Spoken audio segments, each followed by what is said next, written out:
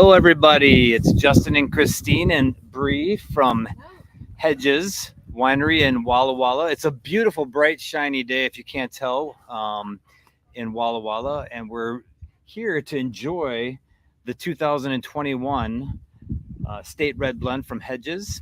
Yes, and so we're on Red Mountain. So Bree, are we considered Walla Walla here, or is this more separate? This is separate. Yeah. So Okay. we're in Benton City, but right in the heart of the Red Mountain AVA. Perfect. Yep. Awesome. So I totally kind of misspoke there because Walla Walla is a little bit away from here, but Okay. I did have a good travel day yesterday, so I apologize for that. Yeah, I've been corrected. we're super excited to be here in Washington. We love Washington for the fact that such a fun, diverse area for grape varietals. Even driving into the parking lot here at Hedges, we saw different grape varietals being planted for Malbec, Touriga, which is typically a Portuguese grape varietal. Yeah. So really just across the board, the diversity of the grapes is what we've come to love from Washington, as well as the price difference. I mean, Yes. the lower end price tag as compared Very to approachable. Like a Napa. California. Yeah. Absolutely. Still big bold flavor though. Yeah.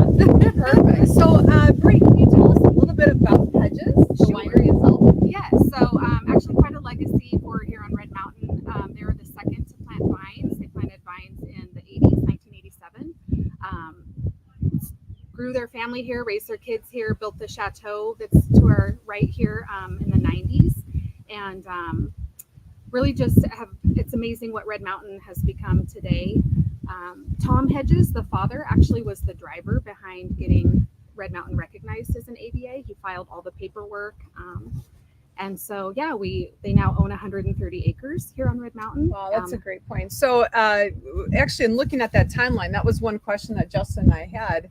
They planted themselves here and started growing their winery and building it before an AVA was even established. Correct. Yeah. So like I said, planted in 87 was the vineyard behind us here. They planted Hedges Vineyard first, but it wasn't recognized as an AVA until 2001. Wow. So Great. Yeah. Awesome. Well, let's try this. So we have the Estate Red Blend 2021. So this is what everyone back home should be enjoying as well, as if you pick this up at the bottle room from us.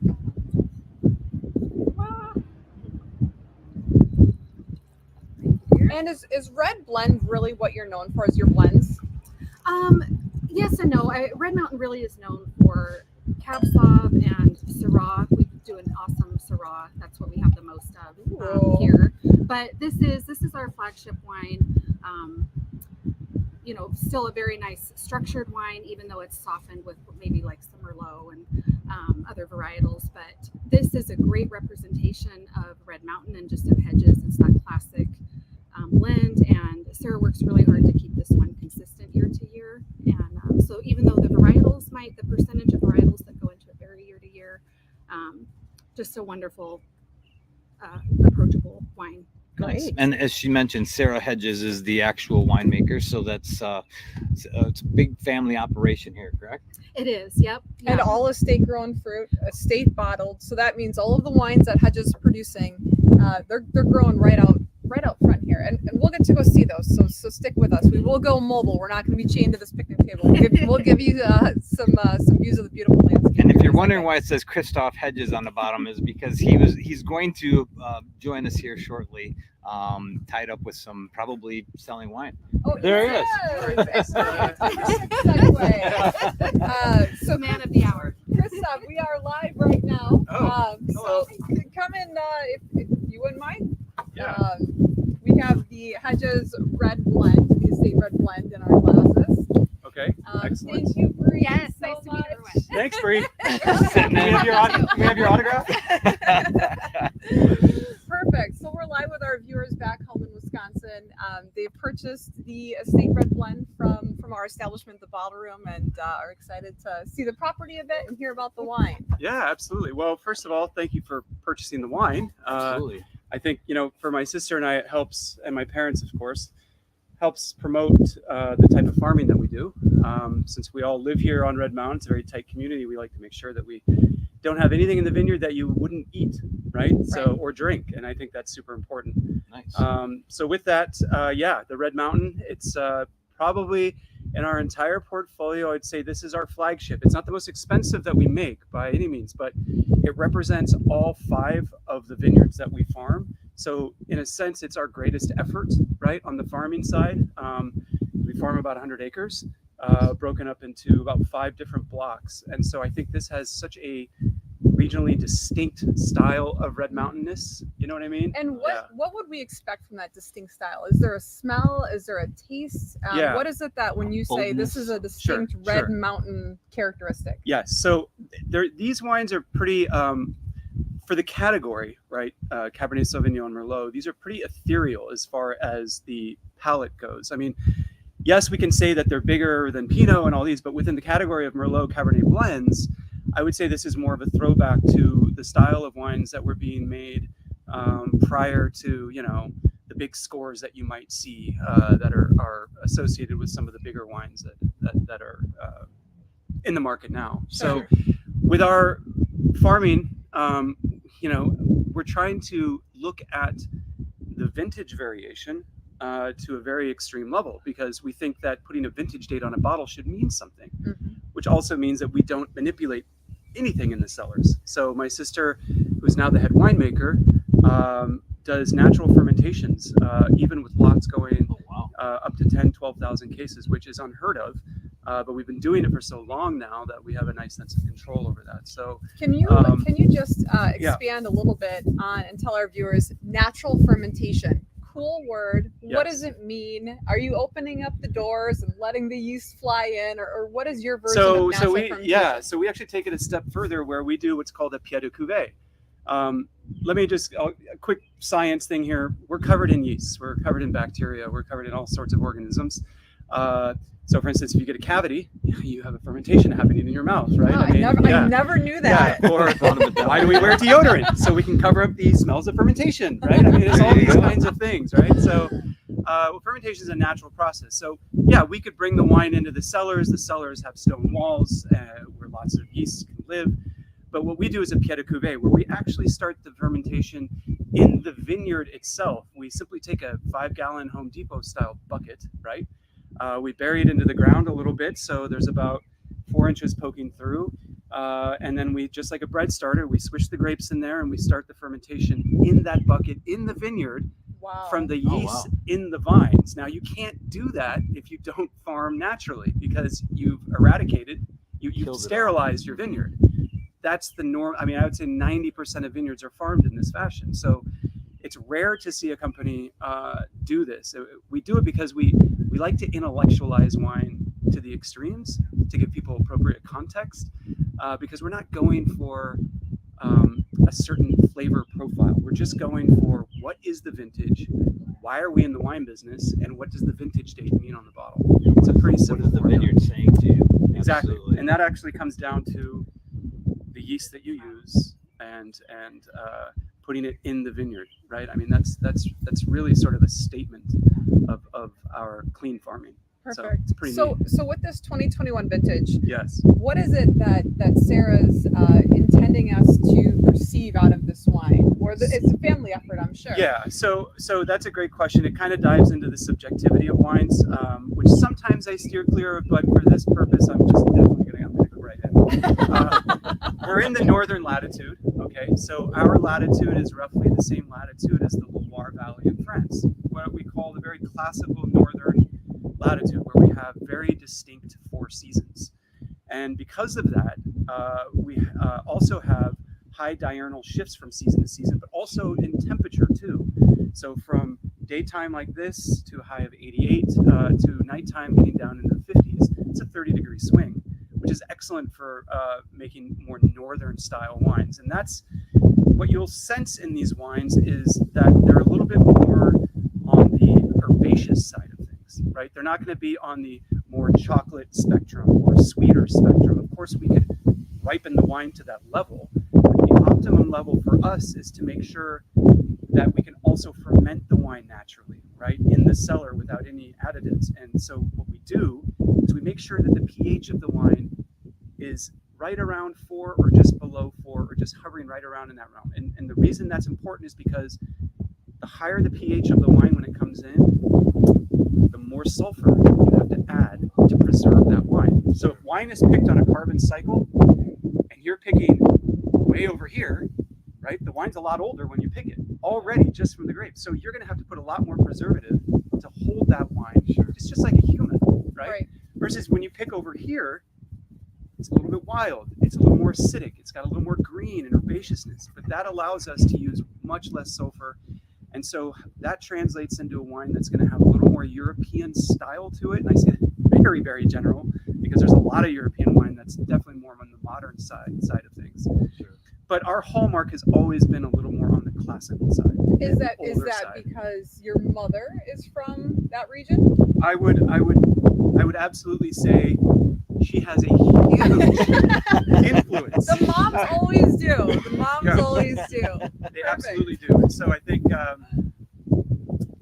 with that, it's like, you know, you don't say no to your mother. I mean, even down to the labels. I mean, the labels were interesting because when we first started developing them, we were like, how do you blend a French woman with an American man? Right. And make sure they're equal partners on the front of the label.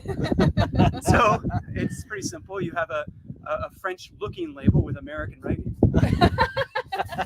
Well, there you go. There you have it. Yeah, There's there the you have blend right there. That's it. I love it. Should Well, we show off the property a little bit? Let's go Okay. mobile. Let's go mobile. All right, everyone. Justin's gonna get our walking view here, and we will switch on over. I'll add him to the stage. All right. Let's do it. So we're now on this way. Let's go walk around a bit. Absolutely. Guess I'll just bring this with us. Great. Yeah. All right. Where do you want to start? Well, what we thought was maybe a little bit of vines. Maybe we could see a little bit of the inside, maybe just a touch of the library, and maybe just a little peek in the cellar. We did look at the Wi-Fi reception and saw that we can't go too far. So we just wanted to kind of highlight some of things people might see. Because you guys are already in Buckbrae. Oh, big time. Yeah. Yeah. We'd love to show that to our viewers. Super fun. You have a few different styles of trellising system here. There's some bush vine over here. Yes. Does that matter for the different grape varietals, or what's your thoughts there on? I would say that the training technique can influence the yields a little bit, but the general thing here is that you sometimes train a vine a certain way to fit an area that you're planting it, right? So bigger land areas we typically do on a trellis system versus more boutique areas that are divided by whatever road. We don't see that the trellis system works very well, so we do the bush vines.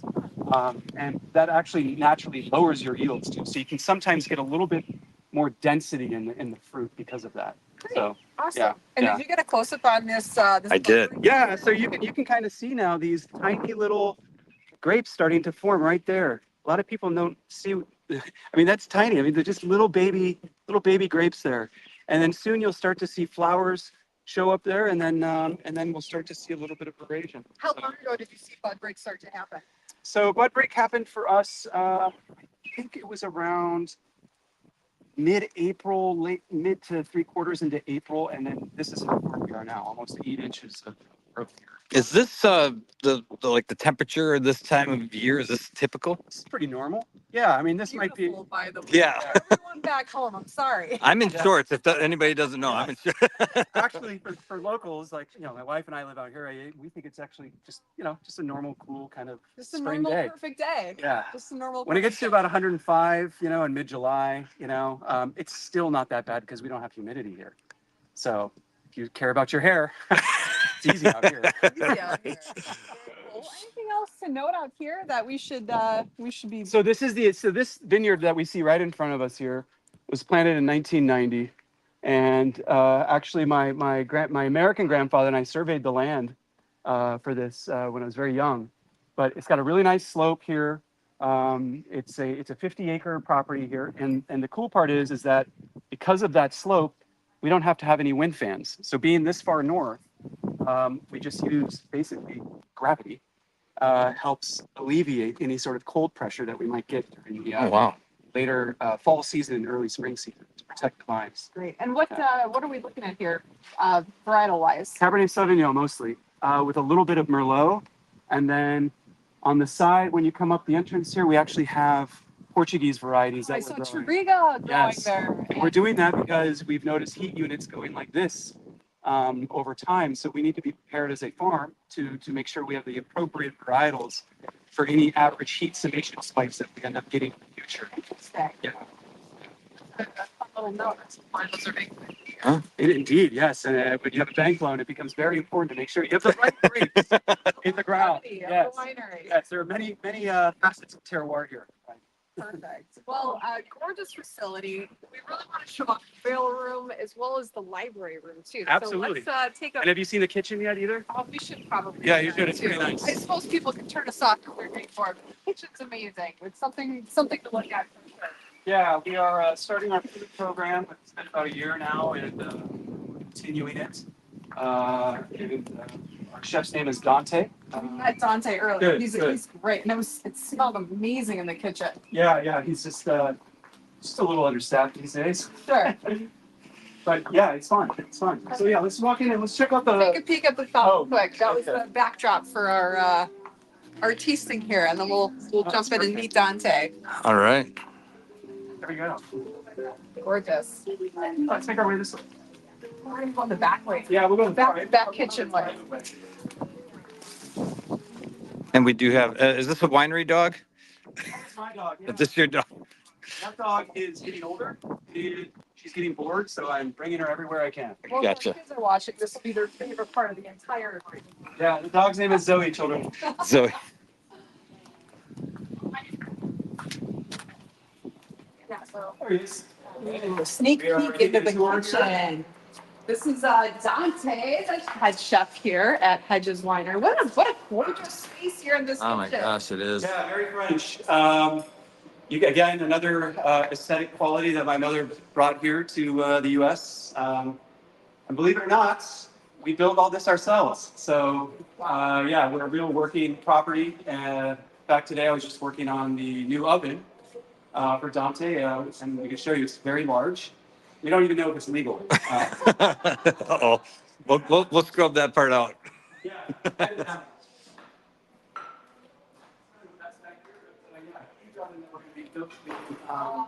French style pizza.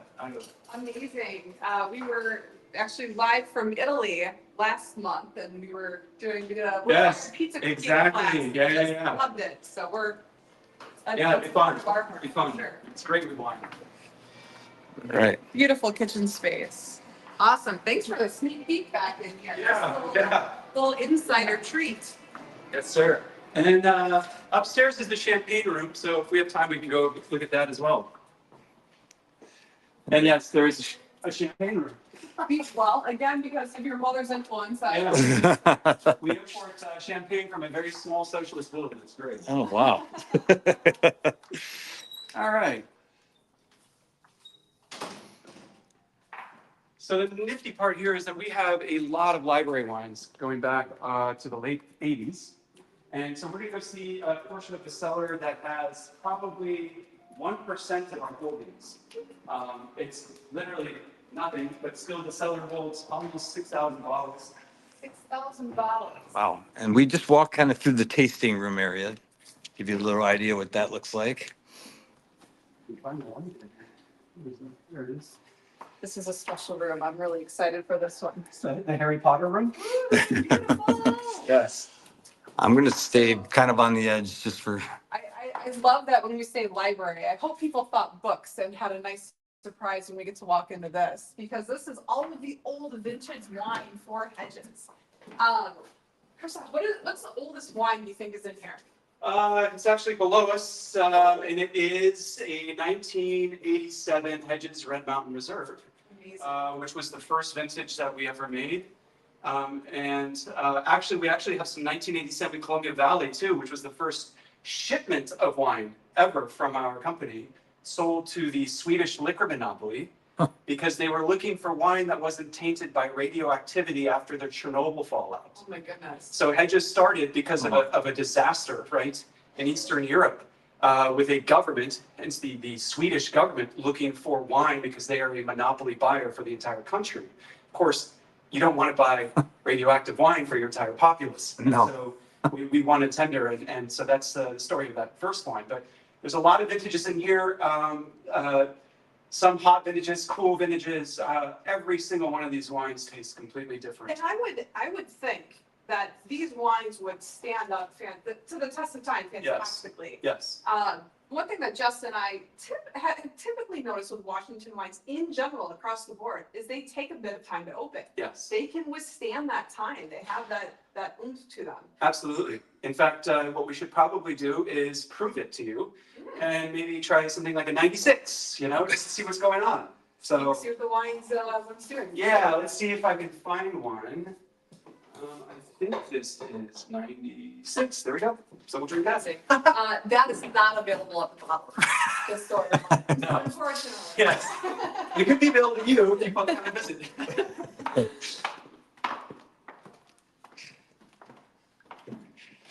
Very cool. Let's just take a quick peek in the cellar, if that's okay. Absolutely. Yeah. We can't venture too far in there. We're very nervous of our Wi-Fi cutting out again. We want to keep everybody on the loop.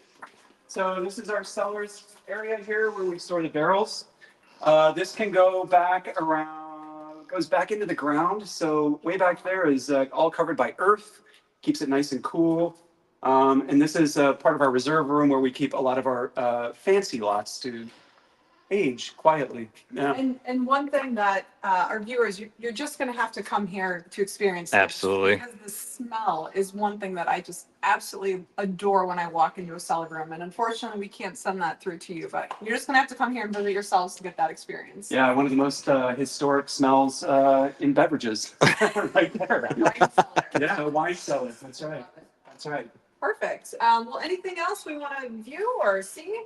I think we can get into the champagne room, but now I'm now nervous about the Wi-Fi, so I don't know if we can. Let's try. Let's give it a Let's give it a shot. You know what? Let's just put a little precursor on it. If for some reason it cuts out, Yes. you know, we want to say thank you very much to Christoph for, you know, giving us this tour and giving the people back home in Wisconsin. We also have the CSM cab as our last pour Cabernet Sauvignon, which sneak peek is actually going to stay for our spring summer menu as well. So that'll be a carryover for our wine menu that's changing out on Tuesday. And also, tidbit of information, that has a lot of Red Mountain in it. I think up to almost 90% of the fruit is Red Mountain. So yes, it might say Columbia Valley on it, but sometimes we have a really good harvest, you know, especially in some younger vines, and it goes into that wine. So very good deal on that one. We love it. We love it. We've had it on for a while now, and Excellent. we're excited to continue it. So let's see if we can make it into the champagne. Would you be able to open that? Sure. It's an old bottle. You might need to use it all set up. Okay. Okay. All right. Let's go this way.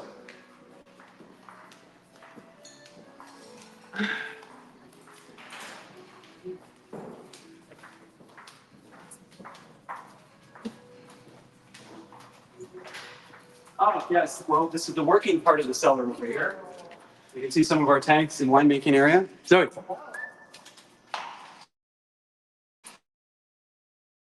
There is so neat to see. If you've never been inside a working cellar. That's Kayla. He is our vineyard manager. Yeah. She tried to get out of it.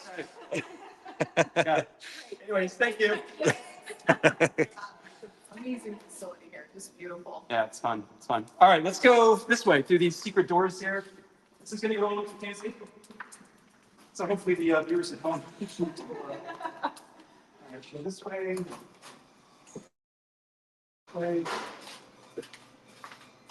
I'm getting confused. It's now as well. That way, yes. Now we're going to go around, and then we're going to go up those stairs on this other side. And by the way, it's going to be a great week. Really?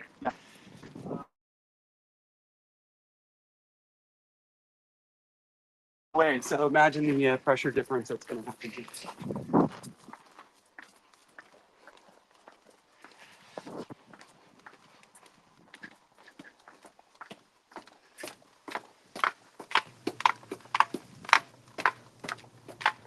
All right, walking up some stairs.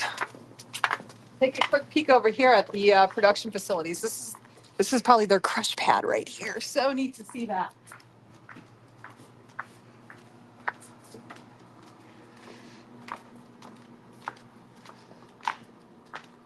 All right, some more secret windows.